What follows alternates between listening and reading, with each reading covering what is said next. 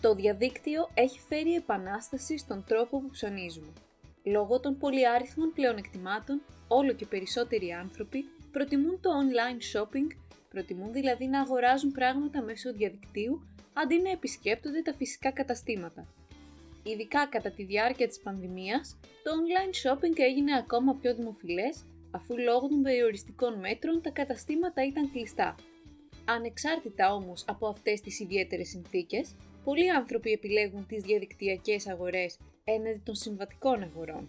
Πάμε να δούμε ποια είναι τα πλεονεκτήματα και τα μειονεκτήματα του online shopping, αλλά και τους τρόπους με τους οποίους μπορεί να ψωνίζει κανείς με ασφάλεια στο διαδίκτυο. Ας ξεκινήσουμε με τα πλεονεκτήματα. Το πρώτο είναι η ευκολία, η άνεση και η ταχύτητα. Η ευκολία είναι το μεγαλύτερο προνόμιο. Πώς αλλιώς θα μπορούσατε να ψωνίσετε άνετα τα μεσάνυχτα ενώ φοράτε τις πιτζάμες σας? Δεν χρειάζεται να περιμένετε σε ουρές στα δοκιμαστήρια ή στα ταμεία και μπορείτε να κάνετε τις αγορές σας μέσα σε λίγα λεπτά. Τα ηλεκτρονικά καταστήματα δίνουν την ευκαιρία να ψωνίζουμε 24 ώρες το 24ωρο και οποιαδήποτε ημέρα της εβδομάδας. Δεύτερο πλεονέκτημα, οι καλύτερες τιμές και η δυνατότητα σύγκρισης τιμών. Στο διαδίκτυο μπορεί να βρει κανείς χαμηλές τιμές αφού υπάρχουν πολλές επιλογές σε καταστήματα και κάποια από αυτά είναι πιο οικονομικά. Ταυτόχρονα είναι πιο εύκολη η σύγκριση των τιμών και η έβρεση της καλύτερης προσφοράς, αφού το μόνο που χρειάζεται είναι μερικά κλικ και όχι η επίσκεψη σε πολλά διαφορετικά καταστήματα. Επιπλέον, πολλά sites προσφέρουν εκπτωτικά κουπόνια. Ένα άλλο πλεονέκτημα είναι η μεγαλύτερη ποικιλία. Στο διαδίκτυο μπορείτε να βρείτε σχεδόν οτιδήποτε ψάχνετε, είτε σε αντικείμενο είτε σε brand, και αυτό γιατί δεν υπάρχει κάτι που να σας περιορίζει. Μπορείτε να ψάξετε παντού, ακόμη και σε καταστήματα άλλης περιοχής ή και άλλης χώρας για να βρείτε αυτό που θέλετε. Το απόθεμα είναι συνήθως μεγαλύτερο σε σχέση με τα φυσικά καταστήματα και έτσι μπορείτε σχεδόν πάντα να βρίσκετε το μέγεθος, το χρώμα ή το αντικείμενο που θέλετε. Ορισμένα ηλεκτρονικά καταστήματα δέχονται ακόμη και παραγγελίες για είδη που μπορεί να έχουν γίνει προσωρινά sold out, αλλά στέλνονται μόλις έρθουν ξανά τα προϊόντα. Επόμενο προνόμιο, ο περισσότερος έλεγχος στις αγορές και στα έξοδα. Πολλές φορές όταν επιλέγουμε συμβατικές αγορές, τείνουμε να ξοδεύουμε πολύ περισσότερα χρήματα από αυτά που είχαμε υπολογίσει. Επίσης, συχνά αναγκαζόμαστε να αγοράσουμε αντικείμενα που δεν είναι ακριβώς αυτό που θέλαμε, αλλά δεν μπορούμε να βρούμε κάτι καλύτερο στο κατάστημα. Κατά το online shopping όμως, που έχουμε περισσότερες επιλογές, είναι πιο πιθανό να βρούμε αυτό ακριβώς που ζητάμε και μάλιστα σε καλύτερη τιμή. Έτσι δεν ξοδεύουμε παραπάνω χρήματα και δεν συμβιβαζόμαστε με κάτι που δεν μας αρέσει πολύ. Επιπλέον, η σύγκριση και η έρευνα προϊόντων και των τιμών τους είναι πολύ πιο εύκολη στο διαδίκτυο, χάρη και στις κριτικές που μπορούμε να διαβάσουμε από άλλους καταναλωτές που έχουν αγοράσει το προϊόν που μας ενδιαφέρει.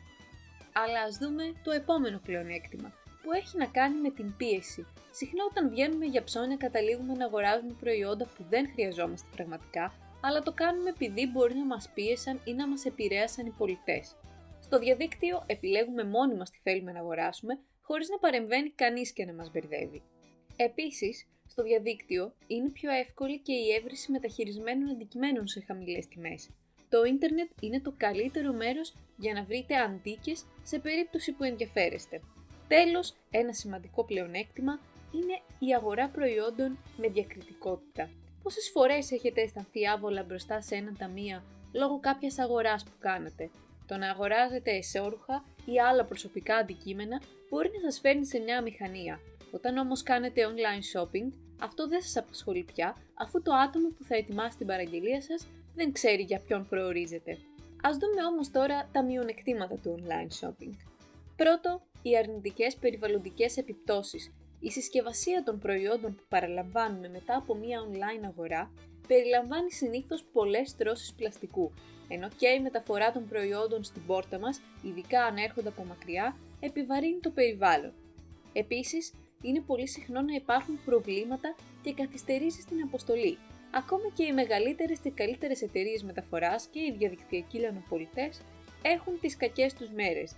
Επομένως, δεν υπάρχει τρόπος να διασφαλίσουμε ότι θα λάβουμε έγκαιρα την αγορά, εκτός και αν την παραλάβουμε από ένα κατάστημα. Δυστυχώς, τα προϊόντα χάνονται, καταστρέφονται ή παραδίδονται σε λάθος διεύθυνση πολύ πιο συχνά από όσο φανταζόμαστε. Ένα από τα πιο σημαντικά μειονεκτήματα του online shopping είναι ο κίνδυνος απάτης. όταν αγοράζουμε κάτι διαδικτυακά, είμαστε υποχρεωμένοι να δώσουμε κάποιες προσωπικές πληροφορίες ή και οικονομικά στοιχεία. Δεδομένου ότι οι επιθέσεις στον κυβερνοχώρο είναι πολύ συχνές, υπάρχει μεγάλη πιθανότητα να πέσει κάποιος θύμα κλοπής τραπεζικών και προσωπικών στοιχείων. Επίσης, είναι πιθανό να είναι ψεύτικο το site από το οποίο κάναμε μια αγορά, το οποίο σημαίνει ότι μπορεί να στείλουμε τα χρήματα στον πολιτή, αλλά να μην λάβουμε ποτέ την παραγγελία μας. Και σε περίπτωση που τη λάβουμε όμως, δεν ξέρουμε ακριβώς τι θα λάβουμε. Συχνά, όταν δεν είμαστε εξοικειωμένοι με ένα διαδικτυακό κατάστημα, ένα brand ή ένα προϊόν, το online shopping μπορεί να μας απογοητεύσει και αυτό γιατί μπορεί να λάβουμε κάτι άλλο από αυτό που περιμέναμε.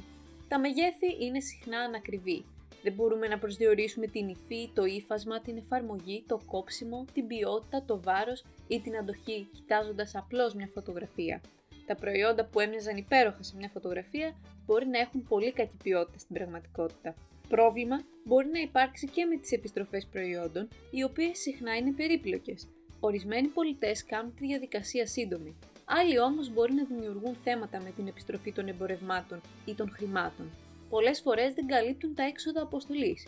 Η συσκευασία, η αποστολή, η παρακολούθηση και η συμπλήρωση όλων των κατάλληλων εντύπων είναι μια ταλαιπωρία που μπορούμε να αποφύγουμε αν αγοράσουμε ένα προϊόν πηγαίνοντας σε ένα φυσικό κατάστημα. Ένα άλλο συχνό πρόβλημα είναι τα περίπλοκα, μη φιλικά προς το χρήστη site. Ορισμένα site δεν βοηθούν το χρήστη να βρει εύκολα τα προϊόντα που θέλει. Μπορεί να μην προσφέρουν καλές ή ακριβείς περιγραφές των αγαθών ή να μην δίνουν αρκετές λεπτομέρειες για το πώς πρέπει να γίνει η αγορά ή πώς γίνεται η επιστροφή των προϊόντων. Τέλος, μπορεί να απαιτείται εγγραφή στη λίστα αλληλογραφίας, καθιστώντας αδύνατη την απεγγραφή.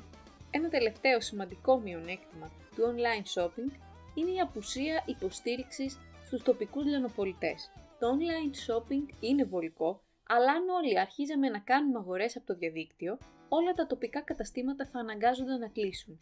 Αυτό σημαίνει ότι πολλοί άνθρωποι θα έχαναν τη δουλειά τους και θα επηρεαζόταν αρνητικά η τοπική κοινωνία και η οικονομία. Αυτά ήταν μερικά από τα σημαντικότερα πλεονεκτήματα και μειονεκτήματα του online shopping. Ένα από τα μειονεκτήματα που αναφέραμε ήταν και ο κίνδυνος απάτης. Ας δούμε λοιπόν τι πρέπει να κάνουμε για να ψωνίζουμε με ασφάλεια στο διαδίκτυο. Καταρχήν, οι αγορές πρέπει να γίνονται μόνο από αξιόπιστους λιανοπολιτές.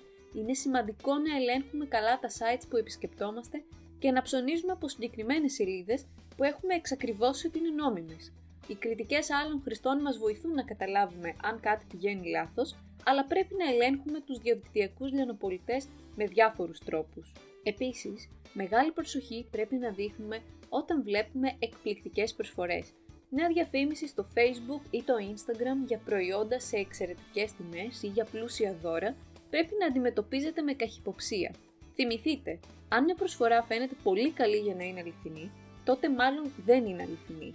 Συγκρίνετε τις τιμές πριν αγοράσετε. Οι ασυνήθιστα χαμηλές τιμές θα μπορούσαν να αποτελούν σημάδι ότι ένα site έχει πιθανότητα να δημιουργηθεί για να κλέψει προσωπικά στοιχεία ή χρήματα. Επιπλέον, για πιο ασφαλείς αγορές, καλό είναι να αποφεύγουμε τα δημόσια δίκτυα Wi-Fi. Το δίκτυο μπορεί να έχει παραβιαστεί και να παρακολουθεί τη δραστηριότητα των χρηστών. Οι αγορές μέσω διαδικτύου συνήθως απαιτούν να δώσουμε πληροφορίες που θα ήθελαν να αρπάξουν hackers. Οπότε πρέπει να αποφεύγουμε τέτοια δίκτυα. Αν όμως ποτέ χρησιμοποιήσουμε δημόσια Wi-Fi, πρέπει να προστατεύσουμε τον εαυτό μας με ένα VPN, ώστε οι εγκληματίες του κυβερνοχώρου να μην μπορούν να δουν τι κάνουμε ή να υποκλέψουν τα προσωπικά μας στοιχεία. Επίσης, όπως σε όλες τις περιπτώσεις, πρέπει να επιλέγουμε ισχυρούς κωδικούς πρόσβασης. Ένας ισχυρός κωδικός είναι σαν μια ασφαλής κλειδαριά που κρατά τους κλέφτες του κυβερνοχώρου έξω από τους λογαριασμούς στους οποίους αποθηκεύουμε τα προσωπικά μας στοιχεία. Και μιλώντας για αυτά τα στοιχεία, είναι σημαντικό να ελέγχουμε τι πληροφορίες ζητά ένα site. Αν ένα site ζητά πολύ προσωπικά στοιχεία προκειμένου να ολοκληρώσει την παραγγελία, τότε κάτι πάει λάθος, οπότε πρέπει να σταματήσουμε αμέσως τη διαδικασία. Τέλος, αν υπάρχει η δυνατότητα χρήσης πιστωτικής κάρτας, τότε είναι καλύτερα να προτιμήσουμε αυτήν για να πληρώσουμε online. Σε περίπτωση που πέσουμε θύμα απάτης, είναι πιο εύκολο να αμφισβητήσουμε τη συναλλαγή από ότι αν είχαμε πληρώσει με χρεωστική κάρτα. Το online shopping είναι μια τάση που σίγουρα θα συνεχιστεί παρόλο που η πανδημία εξασθενεί. Επομένως, θα πρέπει να γίνεται με όσο το δυνατόν μεγαλύτερη ασφάλεια.